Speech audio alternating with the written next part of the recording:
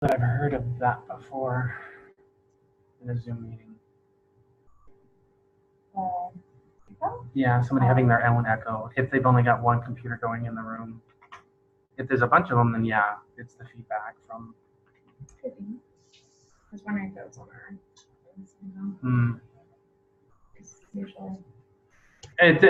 Are you getting echo now still, Lori? We only get the echo when we talk. Did that echo for you too? It did not that time. You fixed it. Way to go. We just double checked and made sure we were all muted over here except for one computer, so maybe, I don't know. Okay. Yeah, maybe that's what it is. Okay, I'm gonna mute and we're gonna broadcast, okay? Sure. Okay. We're gonna do great. So excited.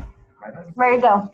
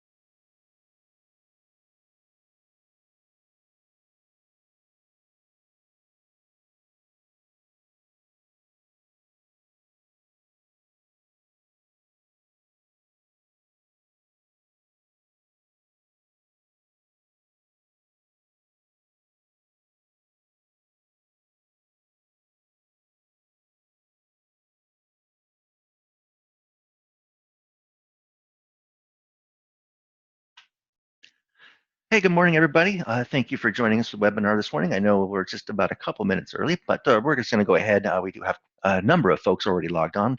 Appreciate everybody getting on early. Most of you, I think, probably have been here with us on these webinars before, so this will be a little bit of old hat to you, but I do like to briefly go through the procedures, how this webinar will work. First off, audio is always one way only from us to you, so that means you don't need to have a microphone on your side, but you can communicate with us throughout the course of this webinar, and we certainly encourage you to do that. Please use the Q&A feature that you'll find on the Zoom toolbar to send all questions and comments into us, and that way those all get saved, and anything that if we are not able to address during the webinar, we'll be able to follow up afterwards. I want to draw your attention to that Q&A box now, just to get you familiar with it and to assist us in a quick audio test. I just ask that if you can hear me and it's a good clear signal, type a Y or a yes or good morning, whatever you may fancy, into that Q&A box, and that just provides us confirmation that indeed things are working. The first page of the PowerPoint presentation should be viewable on your screen. Right now it's tips for participants. Please do read through that, as those are very helpful. It looks like I got plenty of confirmation on the audio. We're good to go there. So we are done with webinar procedures, and we will actually begin the webinar. Thanks, Tony. Yeah, so for tips for participating, just keep in mind that the slides are available on the Gate Equity webinar page. They're in the archive section. So if you want to take notes or print out a copy or share this with someone in the future, all of our links are in that PowerPoint, and it makes it easier for everybody if you can access all of those. This recording will be available at the end of the month, so you're going to have a little bit of time to do that. And we'll have captions, and it'll be posted on YouTube, but that'll also be on the Gate Equity webinar page.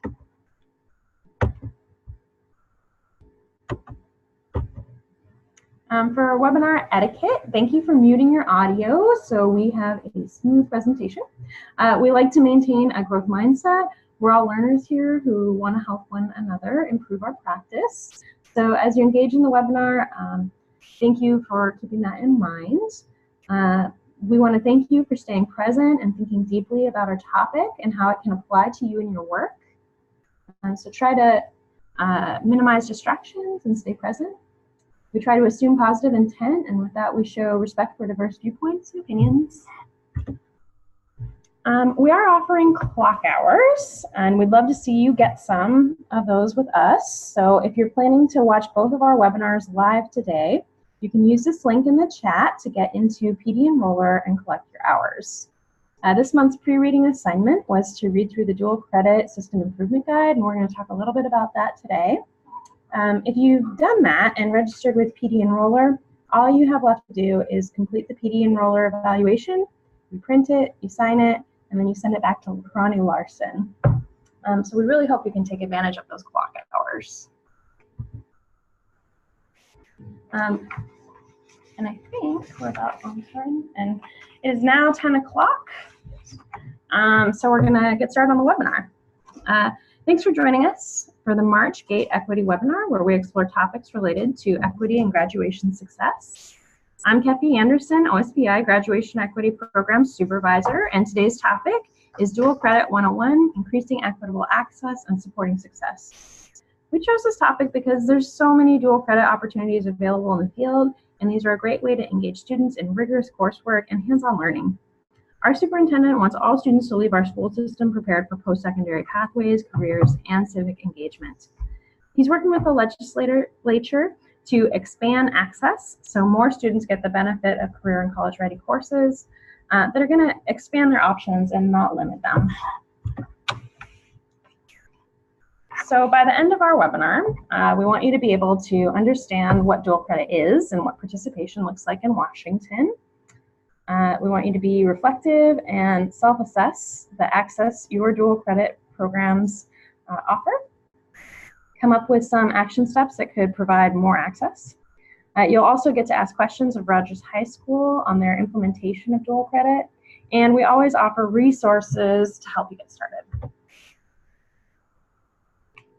From OSPI, I'm joined today by Jason Boatwright and Barb Dietrich, who are both dual credit program supervisors. And we're also so lucky to have guests from Spokane Public Schools, Rogers High School Principal Lori Wyborny, and Assistant Marty Robinette, here to join us, and that's the assistant principal.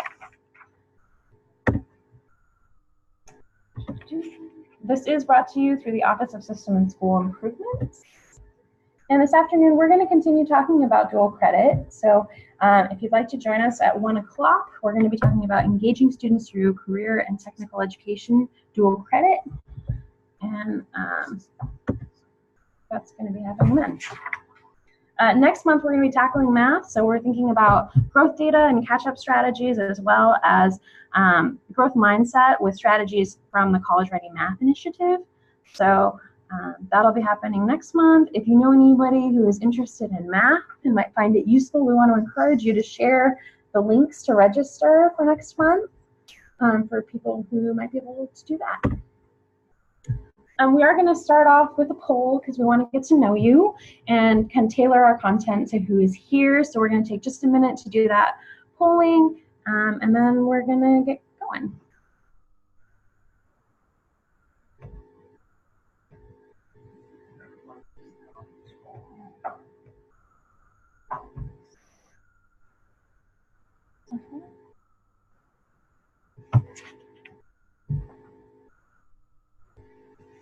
And while that runs, I'm just going to say for a moment, Jason and Barb are going to get on in just a minute and talk about dual credit.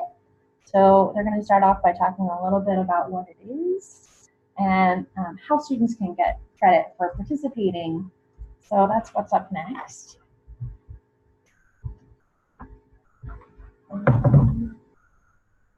We're going to shut down the polls, and I'm going to share that out with you guys. So as you can see, we've got a lot of counselors and some other for the other category. Can you share who you are in the chat with us? And we've got a lot of somewhat. We have a little bit of new and some varied. So it's great to know. Thank you guys for participating in the poll. And Jason, I'm going to hand it off to you. Okay. And can you tell us a little bit more about what is dual credit? Sure. Thanks, Kathy. So good morning, everyone. My name is Jason Boatwright. I am the new Multiple Pathway and Dual Credit Program Supervisor here at OSPI. So it's my pleasure to be with you this morning. And again, thank you for taking time out this morning for joining us. So first, to get us started, we're going to talk a little bit about what is dual credit. And so dual credit are a set of rigorous courses that are taught in the college or the high school that provide students with the potential to earn high school and college credit at the same time. And the reason that we say potential is because it is ultimately up to that student to decide whether or not they want to take that college credit. And depending on their pathway and which direction they're going, it may be advantageous for them to take the credit or to possibly pass on it. Now, here in the state of Washington, we're pretty fortunate in that we actually have 6 different ways in which students can get dual credit. So now we'll sort of take a look a little bit at the how. When we talk about the 6 different types of dual credit, they sort of break down into 2 categories. One of them is a student can take a high school course and then pass an exam at the end of that course. So that would be your Advanced Placement International Baccalaureate or Cambridge International. And the other way that students can gain dual credit is by passing a college course. And so that is actual college coursework that's taken while they're in high school. And the 3 different ways that students can do that is through either Running Start, college in the high school, or through the Career and Technical Education dual credit. So we refer to that as CTE dual credit, formerly referred to as Tech Prep. Now, what we have here is sort of a really nice little chart that compares the 6 different types of dual credits, because what we're going to see, and I'm sure Lori and Marty might talk about this a little bit later on, is that not all dual credit forms are created equal. And so what this chart does is to help you understand, what might be best for your school and what might be best for your student. Where are they taught? Who are they taught by? And how is that credit earned? And so when we take a look at Advanced Placement and Cambridge International, those are both taught in the high school, both taught by high school teachers. And the way that students get that credit is by passing an exam at the end of the course. Now, for both Advanced Placement and Cambridge International, as well as the International Baccalaureate, students don't actually get that college credit until they graduate from high school.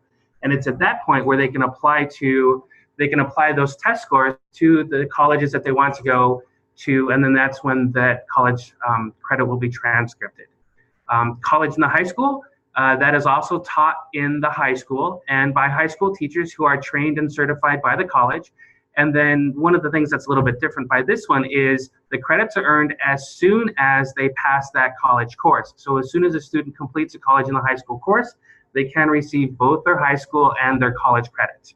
The next one down on the list is career and technical education, the dual credit. That's again taught in the high school by a high school teacher, and again by passing a course, that is when a student can get both their high school and college credits. International baccalaureate, very similar to advanced placement and Cambridge International. And then finally, the last type that we have is Running Start, and this is the one that's a little bit different than the other ones in that it's actually taught on the college campus by college faculty. So if students are participating in this option, they're actually leaving the high school campus and going to their local college to take that course. And then again, this is another version where the students will get that credit as soon as they pass that course. And that's for both high school and college credit. Okay, so one of the things that we sort of want to mention just really briefly, and I think you guys are going to really hear this in the testimonies later on today, why is dual credit so important? One of the reasons is that it is estimated that 2/3 of all jobs are going to require at least some post-high school education or training.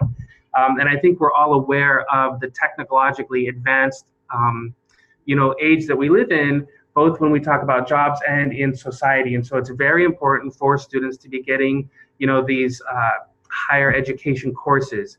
It's so important that Governor Inslee has created an initiative called Career Connect Washington, in which the goal is to have 70% of all of Washington state population have some sort of post-secondary either degree or certificate by 2023. Right now we're sitting at about 23. So that's a pretty impressive goal that he set.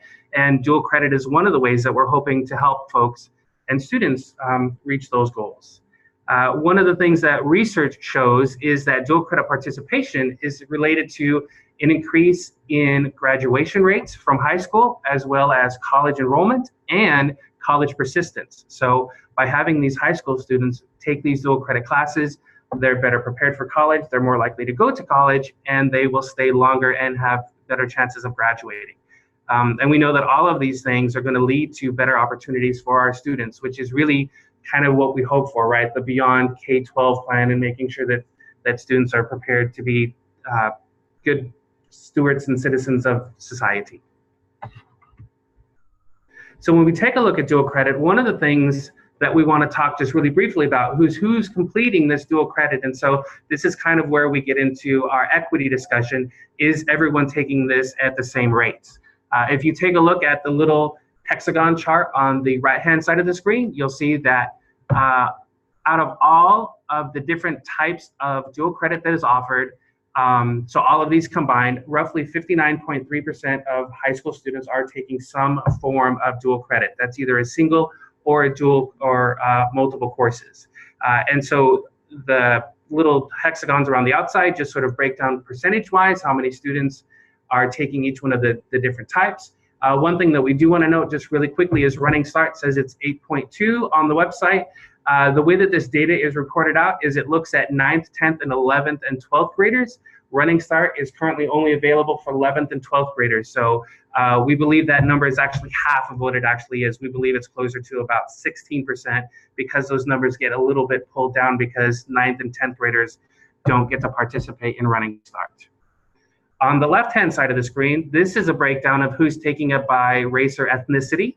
At the very top, it shows how many total students enrolled in a dual credit course. So out of the 337,000 high school students that we had, roughly 200,000 of them took some version of college or dual credit. So that's a little over 60%. From there, you can see white, and then Hispanic, Latino, Asian is our largest population for taking dual credits. 2 or more races, Black and African American, Native Hawaiian, Pacific Islander, and then finally American Indian and Alaskan Native. And so when we talk about equity, if we take a look at American Indian and Hispanic or Latino, we can see that they are significantly lower in participation when we compare them to Asian or the white population. So when we talk about making sure that we get that equally, we need to take a look and make sure that we're serving all populations equally.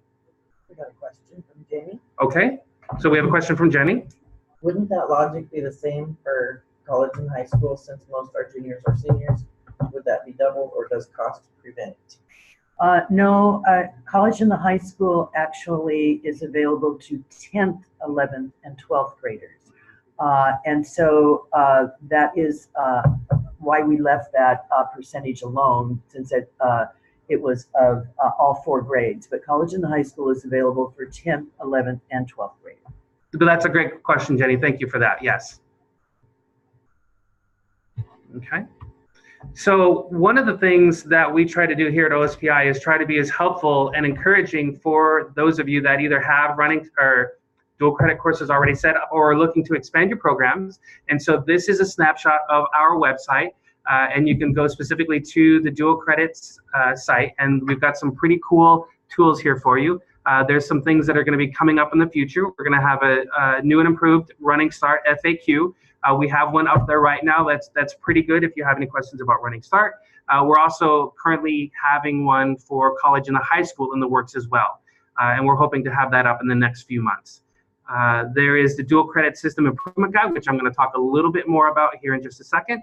And then also we've got a college and the high school rules change that we're currently in the process of working on, and we'll get those posted as soon as that gets finalized. So when we talk about what dual credit you're offering and how can you expand your offerings, this is the Dual Credit System Improvement Guide, and it's broken down into 4 sections.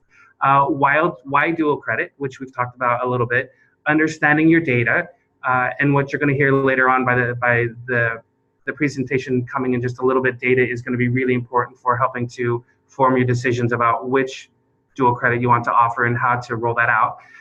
Also, there's a section on self-assessment. What are your areas of strengths and barriers to improvement within the dual credit system? And finally, then action steps.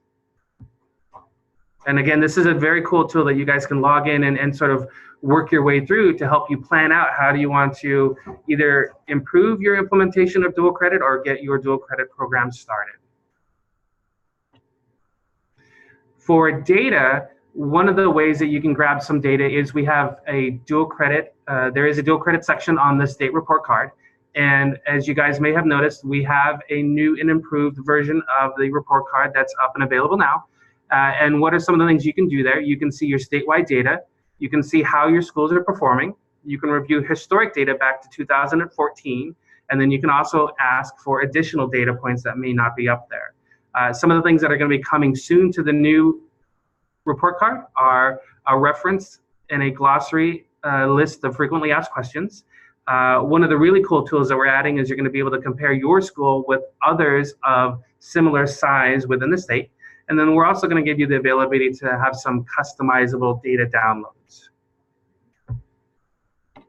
When you jump into the report card, there's basically 2 different ways that you can look at the data. One of them is if you want to look at just your school or school districts, that's the little district map that you see there towards the top.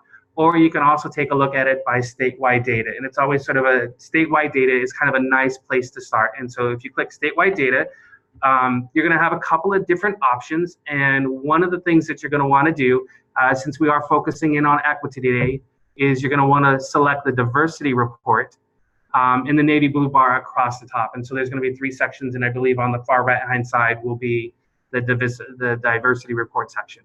And if you take a look at the screen, you'll see down there towards the bottom, there is a spot where you can click on dual credit by student demographics. And that section is the section that we use to pull all of our data for today's report. So that'll give you access to that data, and you can look at it and play with it on your own. Okay. Some resources that we have available to you, we've sort of broken them down into 3 little subcategories. State Board for Community and Technical Colleges, they have a set of resources for dual credit since they handle the higher ed side. One of the things that I sort of want to point out is the Washington 45. If you're unfamiliar with that, what the Washington 45 is, it is a list of courses that are offered by the community and technical colleges. And if a student were to take those courses as part of their dual credit program, they would earn 45 credits that would then be applicable towards one of the 4-year public state institutions. And that basically would cover their first year of general education requirements. So it's a really nice program and a way for those folks that are interested in going to 4-year institutions to sort of get a head start. So that's a really nice tool for students and parents to take a look at. We also have links to the public 4-year institutions. All 6 of them are there as well. And then finally, the WASAC, or the Washington Student Achievement Council. One of the things that they have that's really cool is that there towards the bottom is they have their AP or IB dual credit lookup. So if you're interested in offering an AP IB class and you want to see how that would transfer over to the colleges, that's a really useful tool to see how those students can take advantage of those credits. Okay. We sort of touched on a couple of these earlier, but there are some important updates and some upcoming changes. For college and the high school, there is going to be a WAC change that we're currently working on, and we're hoping to have that finalized and have a public hearing for that on April 23rd. And once that does get finalized, we will share out what those changes are to everyone. Part of that WAC change is we're making sure to reinforce the 5-quarter college credits do equal 1 high school credit. So we're putting that in clearer language. And then also there's going to be some changes to the college program review, basically looking at faculty and the accreditation behind the college and the high school program. One of the other changes that's coming up is the WASAC dual credit lookup tool. So that was a Washington State Achievement Council. And if you're unfamiliar with them, they act as a sort of bridge or a liaison between the K through 12 system and higher ed. And so they're really good partners that we work really closely with. They're working on current legislation changes that we're hoping for acceptance of scores in IB and Cambridge to increase equity with students applying to college. And then colleges are still updating IB score acceptance policies from the 2008 legislation. Yes, and there is current legislation that is concerning IB scores. We'll have to see how the legislature passes or does not pass that bill. It's passed out of the Senate, it's into the House right now. In 2019, I think one of the most important things for counselors and administrators to know is that we have enough state funding to be able to pay for exam fees that are taken by students who are qualified as low-income students. And so normally for International Baccalaureate, students who have to pay a registration fee, OSPI is able to cover that. We're also able to cover all of the exam fees for AP, IB, and Cambridge for students that are on free and reduced lunch. There are some other ways besides free and reduced lunch program to qualify for the test fee reduction, and those are available on our website. Please feel free to contact me, Barbara Dietrich, if you have more questions about this, and my contact information will be at the end of this PowerPoint today. Also, this is a big change for counselors and school administrators that starting next year, AP exams will be ordered in October. Now, normally people are ordering them right now in March, and that's been the way it's been forever since this AP exam started back in the 1950s. But they're changing this to be ordered in October. It's very important that people know the reason for this. A study was done, and if students commit to taking an exam in October, they are far less likely to change their mind at the last minute in May, and far more likely to follow through and actually take the exam. However, it's very important to know that schools do not have to pay for the exams until May. And so you should not be charging students $94 in October and then keeping that money until May when you actually pay. So you should charge no exam fees in October, but order the exams at that time. Also, I wanted everyone to know advanced placement is a very large program in our state, and there are new AP, there are supports that are available for schools. The first thing that I wanted to let you know about is a report called AP Potential, which is free to schools. You just have to ask for it. And it is based on the PSAT test. So if you have a large number of students that take the PSAT exams, you can order this report, AP Potential, which will indicate students that are likely to have a score of 3 or higher, which is considering passing an AP exam, on future AP courses that they might take. And so the PSAT doesn't relate to all AP exams, so it wouldn't predict for music or art, but it would for English, math, social studies, science, and STEM. And this could be a useful tool that a school could use if you're seeking to expand a course or start a new course. You could invite students based on this, and so it is a useful tool. Now, there are teacher and student resources that are new starting next fall, and they are all free. The students are, for teachers, there are unit guides, and they go in depth for each unit that needs to be taught in a given course. Students can access personal progress checks.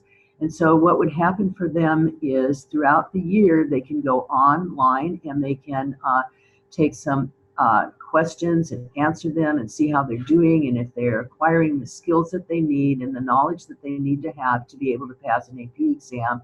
This will give them more confidence as the year goes along and before they take the actual test. Teachers have access to an AP question bank, which is full of questions from past exams, and teachers can use this to create quizzes or tests for their class. And so that is new and a great tool for them as well.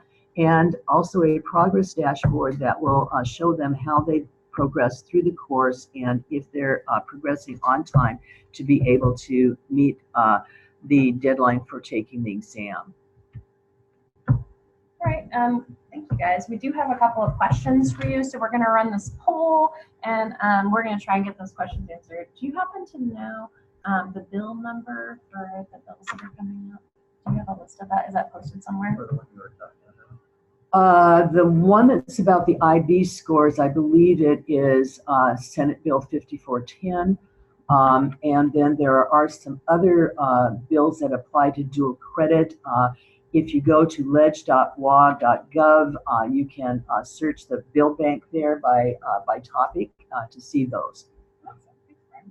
And do all credit options, AP, college, and high school, return the same outcomes referenced in this slide where we're talking about 2/3 of all jobs require some post-high school education?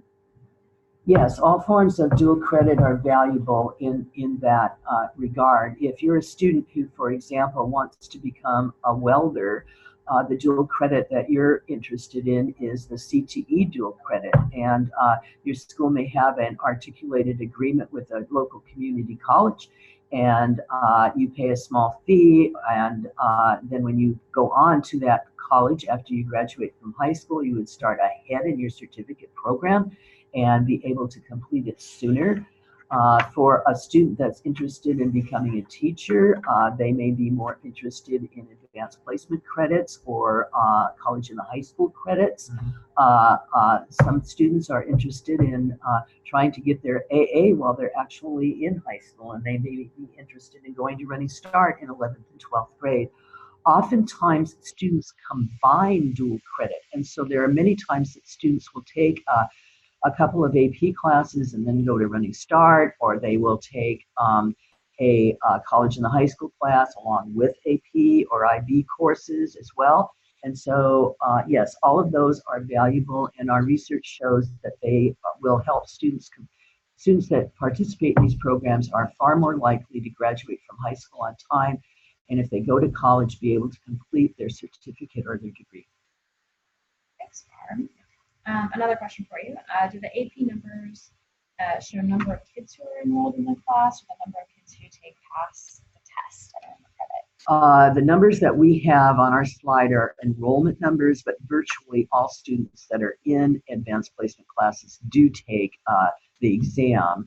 The percentage that score a score of 3 or higher varies per exam. But basically, overall, the vast majority do score a score of 3 or higher. And all of our public four-year institutions in our state grant credit for an AP score of 3 or higher. And so by using that tool at the WASAC website, you can tell what kind of credit a student is going to get at a different college. And so it might be a useful tool for a parent or a counselor to look at if a student is considering, for example, going to Western or Central or UW, and they could check out what kind of credit they would get at each one of those schools for the course that they have, the exam that they have passed. And one last question. Will there be guidance about students sitting in college and high school classrooms but have not paid the tuition? Will they be offered the 1.0 high school credit as well? If not, that might be an equity issue. So what do you think about that? Well, so yeah, so even if a student doesn't pay for the college and the high school fee, they're still going to get that high school credit because they're still doing that work. What that additional fee is for that college credit. And so while that may sort of feel like an equity issue, the goal of what we're hoping to do at OSPI is to get to increase the offerings of college and the high school, so that way we don't have these inequities between schools and between districts. And it's also true under current guidance that if a student is in college in the high school class and they do not pay the tuition, they still should have the C on their transcript indicating that they were taking this rigorous course. That's the same as a student who is in an IB class who does not take the exam. They still get that indication on their transcript, and the same with AP and Cambridge. So that would be the same for college and the high school. That student should get that C designator on their transcript. Okay, that's the end of our questions. So I think we're going to hand it off to our friends over in Spokane. So Lori is going to grab control for a second. And as you can see, there's a lot of participation in Running Start, Advanced Placement, and CTE. Those are kind of the top categories right now. So thinking about that, that pretty much matches your data, doesn't it? Pretty close to what it looks like in the state. That's really cool.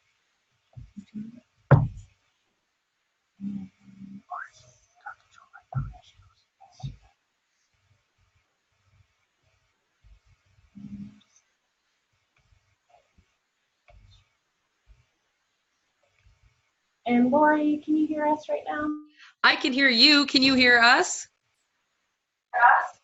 I can hear you. Yes. Okay, perfect. Well, good morning.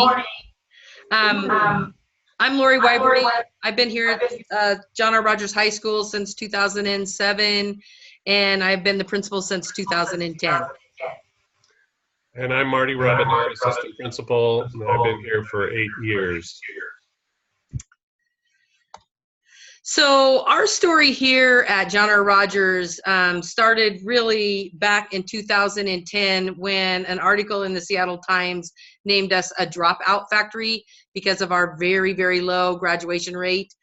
2007, 2008, 2009, 2010, our graduation rate set around 50%. So we were called to action as a result of that.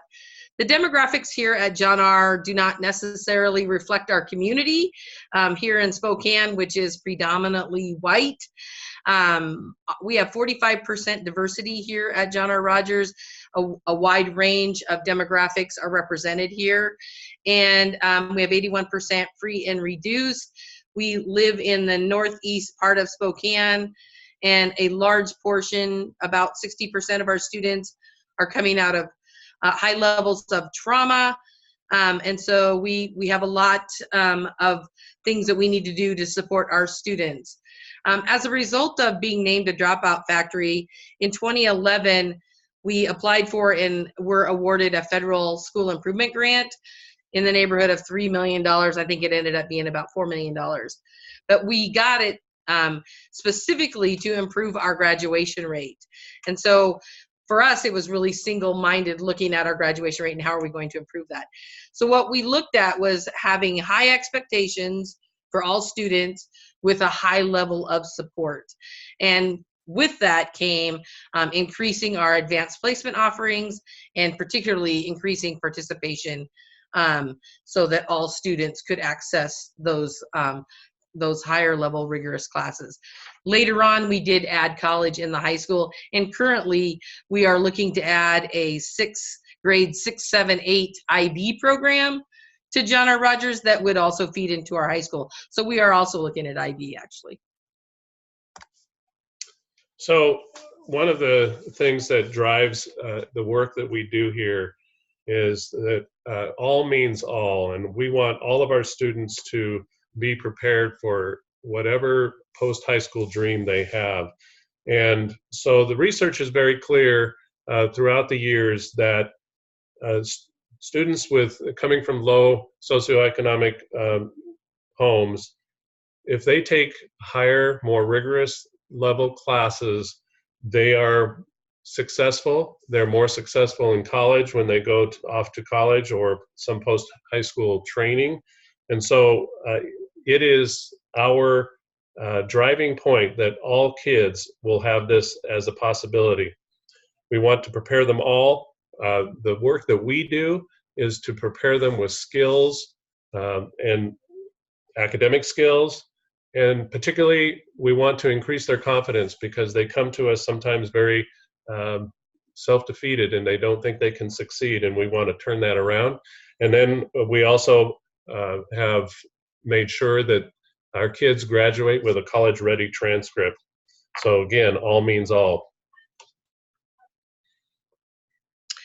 So we wanted to build this system of high expectations. And so just looking at some of the things we did for college and career readiness, we did start advisory in 2008 here at Rogers so that every single student had an adult advocate for 4 years. And that is really our vehicle of which we deliver a lot of the college and career readiness lessons. We do a combination of several different types of college career lessons and readiness. We're even starting some character lessons in that as well. We also changed our student registration. So our student registration is totally based on student choice. Our master schedule is totally based on student choice. And so through our advisories, we have students do their registration. In fact, we do it through student-led conferences, and all our registration is online, and students come with their parents and they register for the classes that fit their post-secondary plan and the classes that they are interested in taking. We also push really hard for all of our students to have college-ready transcripts. In 2008, we had 35% of our students graduate with a college-ready transcript, and in 2016, we had 76% of our students graduating with college-ready transcripts. So we've really pushed, and really we did a lot of that by just literally taking out the bad classes. We want students to have choice, but we needed to make sure that every choice that they had was a good choice and a college-ready choice. And so we took out remedial classes, and we took out classes like, for example, in science, we had a class called Outdoor Living that wasn't a lab science, and we took that out, and we actually revamped all our science so that it was just biology, chemistry, physics, and then the advanced placement classes, so that all science classes our kids take are all going to make them college ready. And Lori, we can't see your slides. You can't see our slide, huh? Why is that? Here, let me here, just a sec. Let me see if I can pull this down. So it's telling us it's showing you, but it's not showing you. So let me see if that helps. You might want to it says we can't start our video because the host has stopped it. Okay, well, let's see. And we do have a red line on our little toolbar. There is a red line through our video. So you shouldn't be showing video. Sorry about that. I'm gonna hit share, and why don't you grab control? We can see. Grab control, or you grab control? No, you got it right now. Okay. Why don't you go to display settings and expand? Go to display settings and. Yeah, there you go. Is that better? Yep, that's perfect. Thank you. Okay. Sorry about that. It's okay. Right. So just getting back to the staff buy-in idea, some of the work that we've done around here is to just increase the moral imperative to help them understand that this is the work we do here at John R. Rogers. If you want to be a teacher at John R. Rogers, you really have to be motivated by this. We work with our existing staff, and then all new staff. That's got to be a part of the work that they're in for, because that's what we're about. We have also shared with the staff, just basic research data regarding raising expectations and what kids can do. And then as we convince them through that and their own personal experience, they're able to be persuaded. If they aren't, or if they have already bought into that, then they are able to see the success of our students, and that's pretty exciting.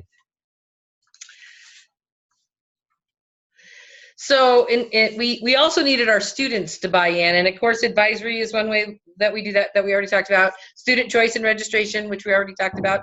But we also asked all students to stretch themselves academically, and to at least one time in their high school career take one class that really stretches them. And we continue to ask all students to do that. And what's amazing is anytime we've asked our students to step up to our high expectations, for the most part, they've done it, and they've done it without too much fighting with us about it, which has been really a beautiful thing about our students. We also use student surveys. Originally, they were really focused on, like, what do you want to take, and some questions around confidence and grit and that kind of stuff. Our district has now taken over student surveys, and we do one in which all the high schools here in Spokane use for students, and it does still get at like perseverance and grit and those kind of things, so that we can see, so that when we see them, we can see students that are telling us they feel like they have the grit or the perseverance to take that stretch class that's an AP class or a college in the high school, and then maybe what all they need is just a little encouragement. And so we find that out through their surveys. We go to the student, either their advisor, their counselor, an administrator, one of our academic mentors, somebody goes and says, hey, you said you could, you have the confidence to do this. Let's try, AP environmental science. You said you had an interest in that. And sometimes that's all it takes with kids. It's just that some adult who says, hey, I believe you can do it. You said you could do it. Let's go ahead and try it. So we use that pretty extensively with our students. We also look at every student in Spokane Public Schools, 8th, 9th, 10th, and 11th takes the PSAT, and every 11th grader in March in Spokane Public Schools takes the SAT. So we also use that data to look at where students are in terms of college readiness, and then also talk to them about, hey, you're showing a pretty high college readiness, but yet we haven't seen you take a stretch class. What class would you be most interested in? You totally have the skills and the perseverance to do this, so why not give it a try? So we use that. A couple years ago, Spokane Public Schools also invited Equal Opportunity Schools, EOS, into our district and worked with each of the 5 comprehensive high schools. And through them, we actually learned more about what to really ask students in surveys around grit and perseverance. And we're able to get student profiles that tell us, what students have an interest in and what they'd be willing to stretch or try in terms of classes. And again, we use that data as well. And we, again, have to go talk to students and really talk to them about, go ahead and register for this class. This is what you said you wanted to do. And that we've had a lot of success doing that. So some of the themes that we have risen to the top here as we've done this work is students do rise to our expectations. And so it begs the question, how high can we go? How high can they go? We are constantly kind of amazed at what our kids are able to do. And through that EOS survey, many of them, kids that we wouldn't suspect would be interested in a higher academic class, a more rigorous class, said they would like to try it. And they were just waiting for someone to kind of nudge them and give them a little encouragement. So that kind of leads into the student support side. So we do provide academic support for our students through extra after-school homework assistance, and that's also a very big success part of our work. We also have several folks that give us social and emotional support for our students, so that when they're going through those struggles and challenges, that they don't give up. We also feel like we often fight a negative messaging, either through society, home, or whatever. And the kid comes to us sometimes with that self-doubt, and we work very hard to try to reverse that, to show them that they can succeed, and to message that constantly. And the other part is that curriculum does matter. We eliminated the courses that weren't going to do them any good in post-high school, or weren't going to do them any good in their quest for a diploma. So we have worked hard to create classes that have high interest and relevant curriculum, that are skill building in reading, writing, and math, and then also working through professional development for our teachers to have engaging strategies so that kids are interested in what they're doing. We also take almost all our kids, by the time they get to their graduation time, some sort of campus visit so that they can see what that is like and develop the dream around that for themselves. So a couple of the key strategies or interventions that we've used. So one of the very first things we did here was we did create an instructional framework that is common throughout our building. And it is, it really is a living, breathing document, because every year it gets tweaked just a little bit.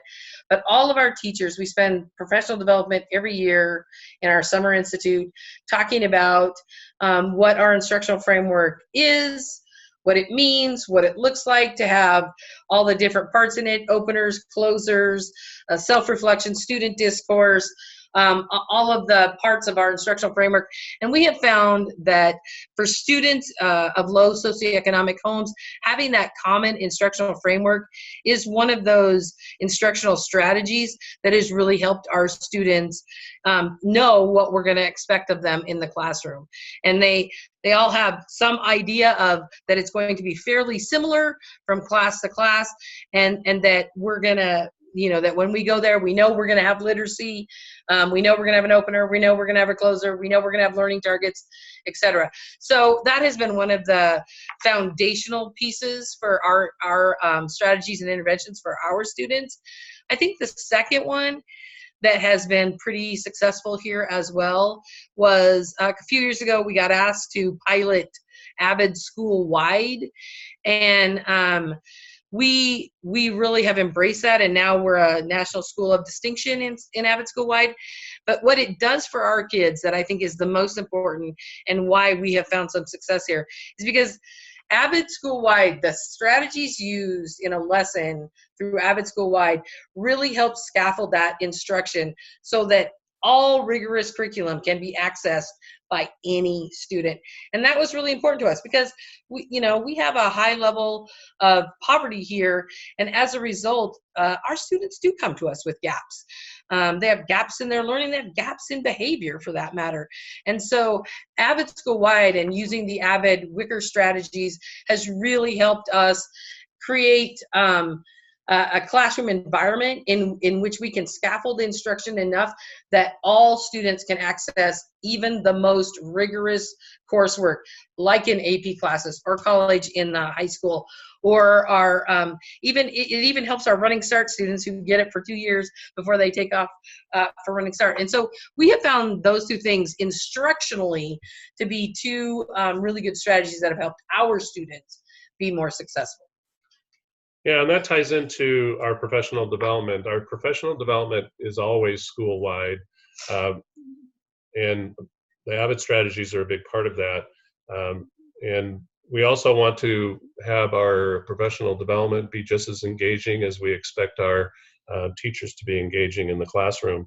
We've also developed a school-wide literacy program that scaffolds literacy strategies throughout our curriculum, and every department participates in this throughout the year. We also collaborate. We have opportunities to collaborate every other Friday. We would always like to have more collaboration time, and our teachers take good advantage of that, and they study student work data as a process of that. We also have these after-school supports and other school supports, targeted academic support for our math and our ELA courses, and our ELL students also get targeted support after school for about an hour and a half each day, or Monday through Thursday. We have academic mentors that provide special support for various cohort students, and they develop a caseload, kind of a check and connect type of model, and that has been a very effective way to keep students engaged, help with their social emotional needs as they arise, and keep them involved in school. We also have instructional coaches that I believe we have about 4 instructional coaches who work with our staff anytime that they're struggling with some classes. Our teachers are very open to say, I need some help, and they go in and they help those teachers with a particular class, or if they're struggling with some sort of strategy that they need some help with. And those coaches also very supportive in our professional development. So all of these things that you see in this slide are all tied together at the work here at John R. Rogers. So I will tell you that we at John R. Rogers have not arrived yet. We still have a long ways to go with various pieces of data along our continuum here of improvement. But I can tell you that all of this has had a fairly positive effect here in Spokane with this school. Our graduation rate has gone from the 50s to 2018 graduation rate was 87.5. I told you about the transcript data from 35% to 76%. Our college going rate has gone from about 21% to 50%, and our college persistence has gone from 16% to 69%. So we have made some very big strides in our school, but by no means have we completely or totally arrived, and we have a ways to go. But so I will give you some advice, but keep in mind, my advice is just really based on our experience here, and it was based totally on the data we sat in front of that were our students. So that's what I'm saying when I say use research. No matter what, make sure whatever you're doing is based on good research about the students that you have in front of you. And no matter what kind of student you have, you relentlessly pursue them, every single one of them. You don't let them get by with sliding through high school. We try to make sure there is a hand on every single head in this high school. Yes, we miss occasionally, but not because we aren't trying. Use as much data as you can possibly get. We're really lucky in Spokane Public Schools. Our school district does have a data tool system for us. I have a ton of data at my fingertips at any given moment on any given day that is up to date, and in most times it's real time. So that has been a big plus for us. If you can get your district to employ equal opportunity schools, I would do it. It was a wonderful experience for us, and we probably learned more from that took us to another level than a lot of other things that we have tried. And then the biggest thing for real is barriers and gates have to be removed. I am relentless about this. We all are here. My counseling staff knows my answer to most every question is that there cannot be any barriers to students taking the most rigorous classes. It is not our choice what our kids want to do at the end of high school and in their post-secondary pursuit. It is their choice. Our job is to make sure they all get that choice. And so, you know, there are no teacher referrals. There are no prerequisites. We would never allow that here as a result of the work that we've done. And it is something I will tell you that most every teacher and counselor in this building knows that we have very strong feelings about that. So that's one of the things we've done is just we try very hard to eliminate each and every barrier that any kid may face. So there you have it. Thank you so much for sharing your stuff. We do have some questions from the audience for you. Awesome. Yeah.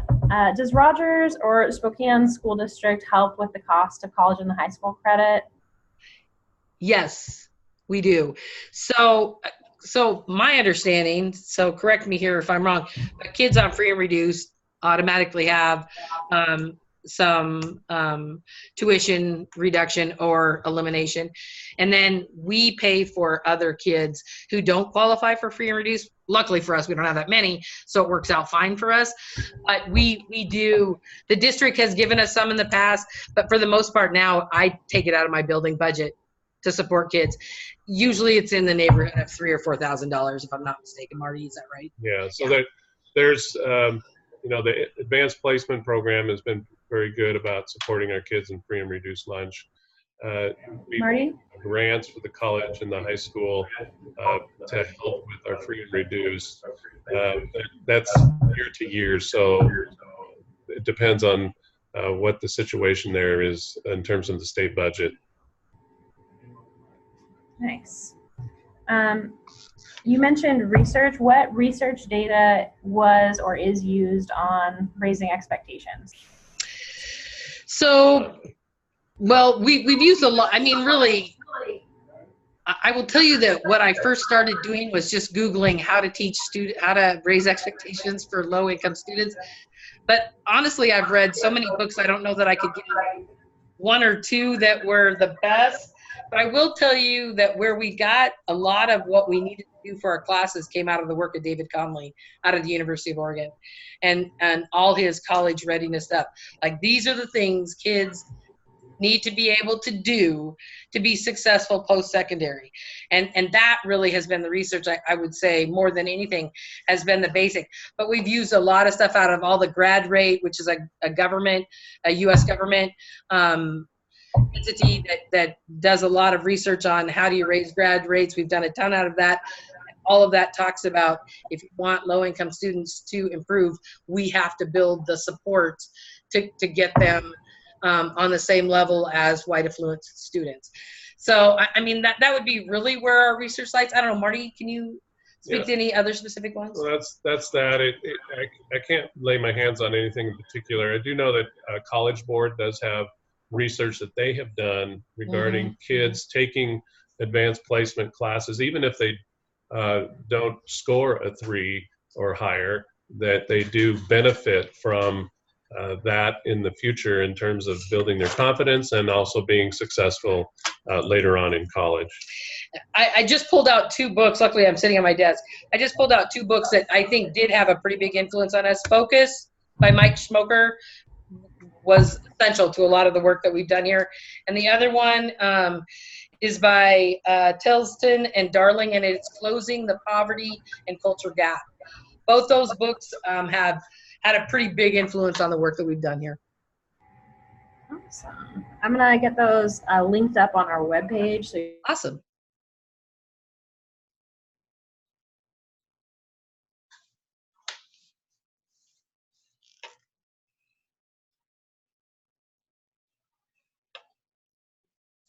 More questions.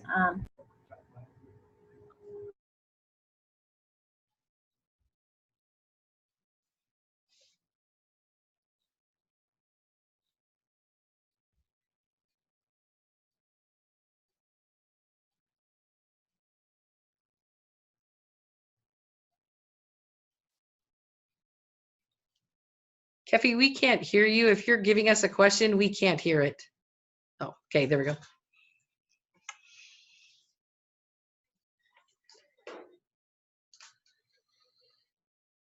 Can I vote? I want to vote, though. I'm going to give myself some.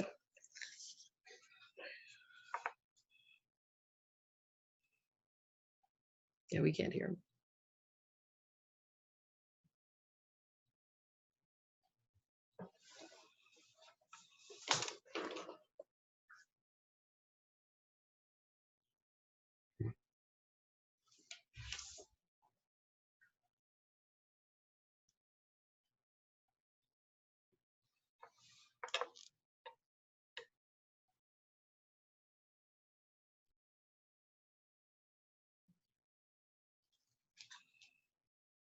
And supports those students in reduced classes with the tutorials that they have twice a week.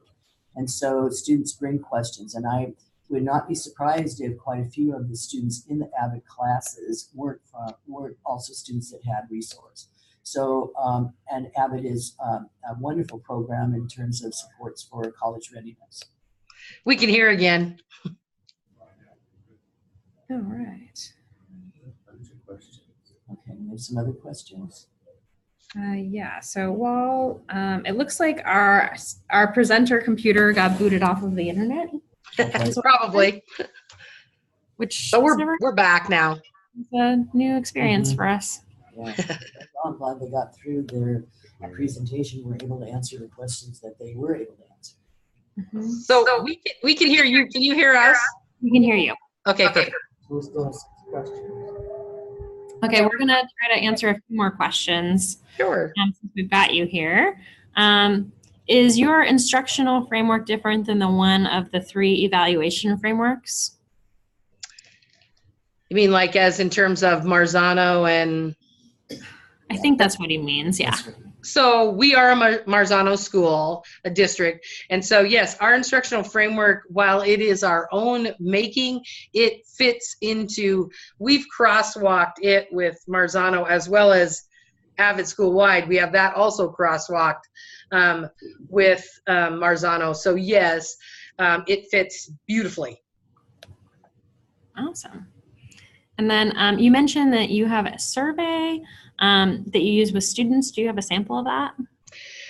It is a district survey, and yes, I probably can get that.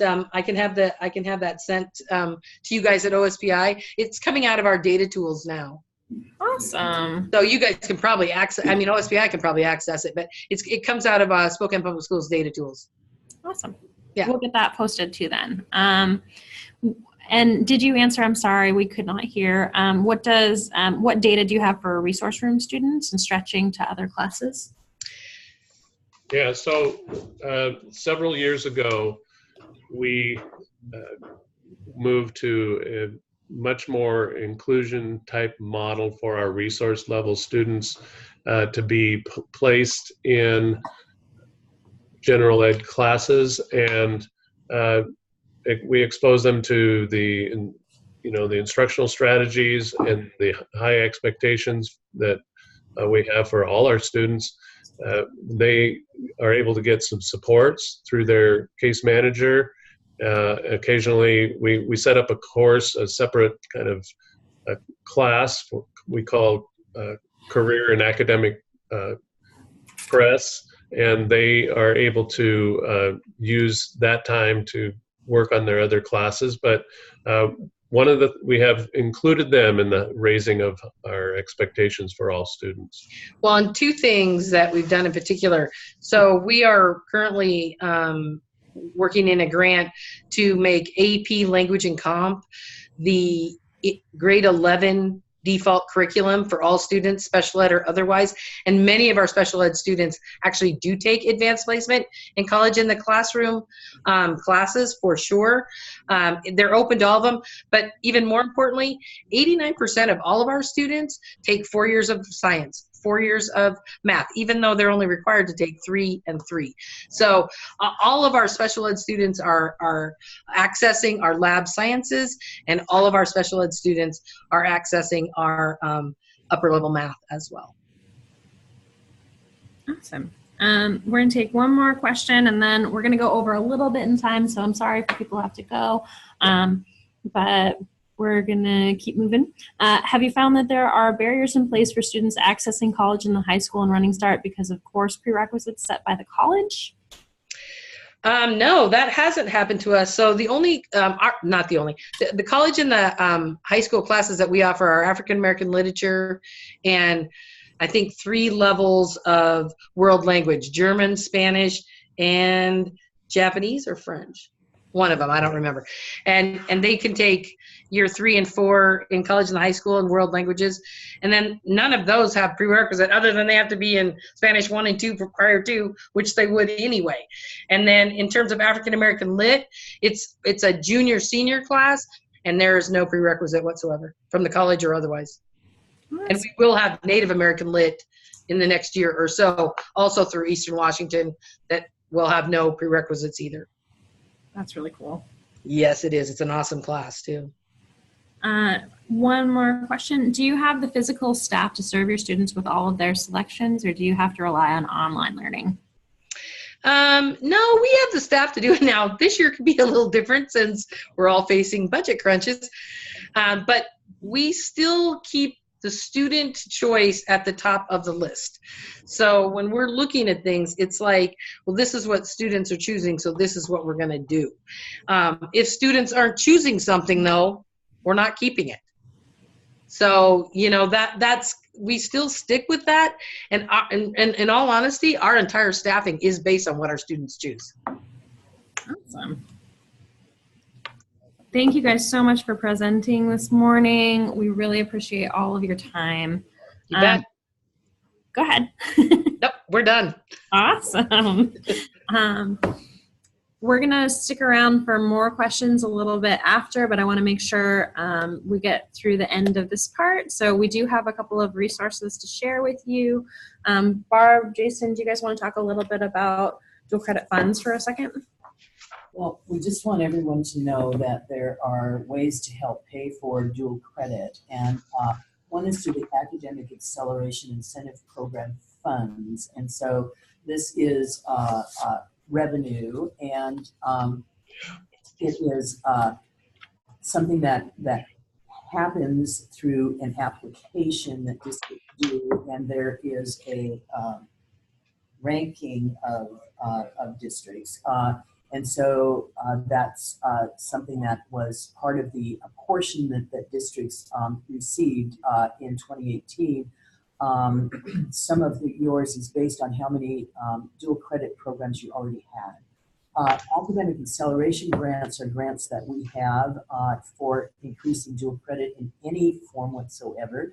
The grants are all taken for this year. If the legislature passes this funding again, we will offer them again in late summer, and we'll put out information about that. As I mentioned before, the APID and Cambridge Test Fee Program funds, we have those to cover low-income students. Up to 5. Alternate high school subsidies, they can cover up to 10 credits for students in smaller rural schools, and up to 5 credits for schools with high free and reduced lunch programs. That application was made last July, and so students or schools that are receiving that at this present time had made that application at that time. So these are 4 different ways in which we do have dual credit funds that can be used. Thanks, Barb. Just to close out, we do try to keep all of our images in the Creative Commons, and we were provided with some really beautiful ones from Spokane. Thank you guys for sharing those. Many of our icons come from the Noun Project, so if you liked an image, that's where you can find them. We do have contact information, so you can email any of our presenters today and ask them more questions. They're always happy to help other people. And we do have some discussion questions as we continue. So if you want to type in for the chat, what were the big ideas that you got from today? What are your next leadership moves? What did you value in the presentation? And what questions do you still have? And we're going to stick around and try to answer questions. Lori, could you actually, maybe you could start off by telling us a little bit more about your U of O research. One of our participants wanted a more full reference. If you have like a book title, maybe. I do. Hang on, let me grab it. The best one is College Knowledge by David Conley. So what it really takes for students to succeed and what we can do to get them ready.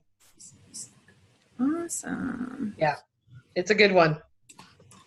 But we've also heard him speak at several conferences. We've gone to conferences specifically just to hear him speak. Yeah, this is Barb. I would mention that Conley is nationally recognized for the work that he's done. Mm-hmm. Okay, and I think that closes out the questions for right now. So we're going to mute. We'll stick around for a couple more minutes, but thank you guys for joining us for Gate Equity webinar. And for everybody who wants clock hours, join us again at 1 o'clock, and we'll see you there. Thank you. Thank you.